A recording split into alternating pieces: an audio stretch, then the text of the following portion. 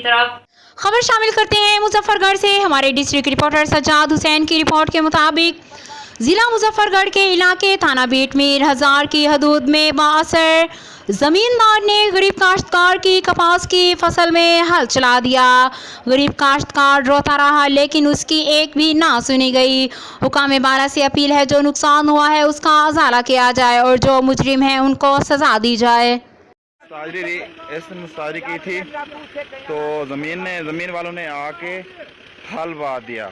ये अल्लाह बचाया है, ये संदीला है, ये इसकी पता नहीं बदमाशी है, पता नहीं क्या मसला है इसकी। ये आके हल लगा लिया इसने, ये बदमाश समझ रहा है अपने आप को। ये देखें ये कितनी कपा बिल्कुल बड़ी हो गई है कपा,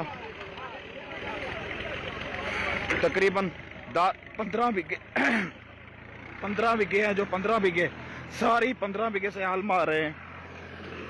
इन्हें को शर्म आनी चाहिए। कोई बात थी, पता नहीं कैसी बात थी, ठेका भी लिया हुआ था इसने।